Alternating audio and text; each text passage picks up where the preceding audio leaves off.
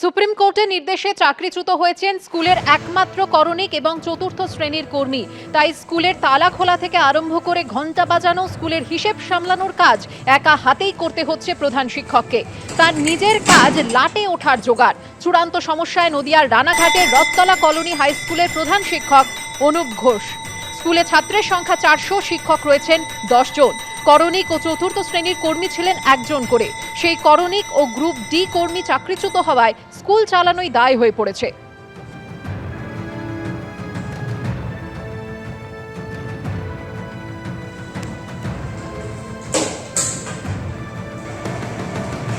বর্তমানে আমাকে সকালবেলায় এসে বিদ্যালয়ের তালা খুলতে হচ্ছে, ছাত্রছাত্রীদের প্রবেশ করাতে হচ্ছে, তারপরে ঘন্টা দিয়ে বিদ্যালয়ে বসাতে হচ্ছে, তারপরে টাইমে টাইমে কোনো সময় মাস্টারমশাইদেরও বলি যখন ক্লাস শেষ হচ্ছে যে আপনারা ঘন্টাটা দিয়ে দিন, সেইগুলো করতে হচ্ছে।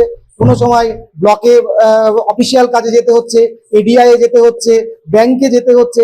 আমার নাভিশ্বাস হয়ে উঠছে, আমি আর নিতে পারছি না। তারপরেও এখন পরীক্ষা চালু হচ্ছে, সেই খাতাগুলো ঘরে ঘরে ডিস্ট্রিবিউশন করতে হচ্ছে, মাস্টারমশাইরা সহযোগিতা করছে। এমনিতেই আমাদের হাই সেকেন্ডারি স্কুল স্টাফ সংখ্যা, আমাদের টিচার সংখ্যা মাত্র 10 জন। সেইখান থেকে এত বড় স্কুল চালিয়েও অফিসিয়াল এত কাজ।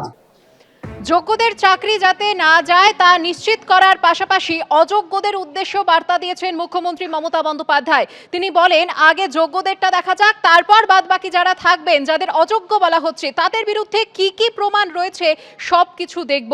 আর তা শুনেই চাকরিহারাদের একাংশ প্রশ্ন তুলছেন যে মুখ্যমন্ত্রী কেন অযোগ্যদের পাশে থাকবেন। কাকে অযোগ্য বলেছে, কেন বলেছে, কি কারণে বলেছে, টোটালটা দেখব। কেন অযোগ্যদের পাশে কেন থাকবেন? যোগ্য চাকরিহারাদের আশ্বস্ত করতে নেতাজি ইন্ডোরের বৈঠকে হাজির হয়েছিলেন মমতা বন্দ্যোপাধ্যায়, কিন্তু সেখানে তারই একটি মন্তব্য ঘিরে তৈরি হলো বিতর্ক। আগে যোগ্যদেরটা হয়ে যাক, বাদ বাকি যারা থাকবেন, যাদের অযোগ্য বলা হচ্ছে, তাদের বিরুদ্ধে কি কি এভিডেন্স আছে আমি দেখব। মুখ্যমন্ত্রীর এই মন্তব্যেই বেজায় ক্ষুব্ধ যোগ্য চাকরিহারারা। যারা টাকা দিয়ে পেয়েছে তাদের সম্পর্কে আমি জানি না উনি কি করে মানে আবার ওদেরকে ডেকে নিয়ে কি বলবেন আমি তো বুঝতে পারছি। অযোগ্য তার সেখানে আজকে তারা ঢুকেছিল বলে যোগ্যরা সাফার করছে। আপনি এটা কেন বললেন না একবারও যে যোগ্যরা তোমরা তোমাদের সসম্মানে তোমাদের জায়গায় থাকবে, আর এই অযোগ্যরা আজকে কোনোভাবেই এখানে আমি কারোর সঙ্গে কোনো এই করবো না। আমরা ভাষা কথা যাচ্ছি না, পয়েন্ট মিরর ইমেজ বের করতে হবে আমাদের যোগ্যদের বাঁচাতে গেলে। সুপ্রিম কোর্টের নির্দেশে 2016 সালে স্কুল সার্ভিস কমিশনের পুরো প্যানেল বাতিল হওয়ায় অযোগ্যদের সঙ্গে চাকরি গেছে বহু যোগ্য শিক্ষক ও শিক্ষাকর্মীর। এই পরিস্থিতিতে সোমবার নেতাজি ইন্ডোরের সভা থেকে যোগ্যদের পাশে থাকার বার্তা দেওয়ার পাশাপাশি অযোগ্যদের নিয়েও আলোচনায় বসার আশ্বাস দিলেন মুখ্যমন্ত্রী।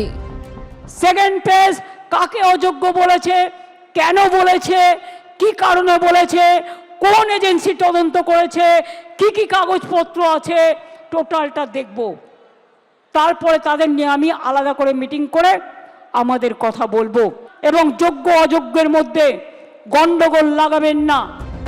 মুখ্যমন্ত্রীর এই মন্তব্যের পরে বিরোধীরা দাবি করছে, শুরু থেকে অযোগ্যদের পাশে দাঁড়িয়েছেন মমতা বন্দ্যোপাধ্যায়। আমাদের কাছে যা খবর, যে এসএসসির কাছে সব আছে, লিস্ট আছে, সব আছে, তারা জানে।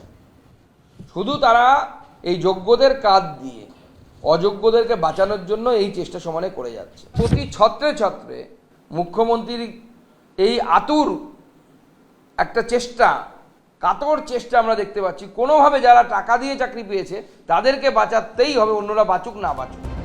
মন্ত্রিসভার অতিরিক্ত শূন্যপদ তৈরির সিদ্ধান্তের তদন্ত সিবিআই করবে কিনা তা নিয়ে মঙ্গলবার সুপ্রিম কোর্টে শুনানি।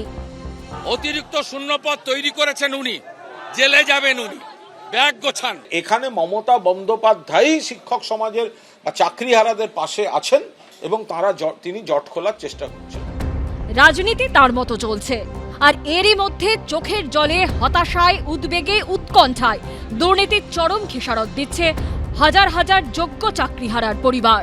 কৃষ্ণেন্দু অধিকারী, পার্থপ্রতিম ঘোষ ও সত্যজিৎ বৈদ্যের রিপোর্ট, এবিপি আনন্দ।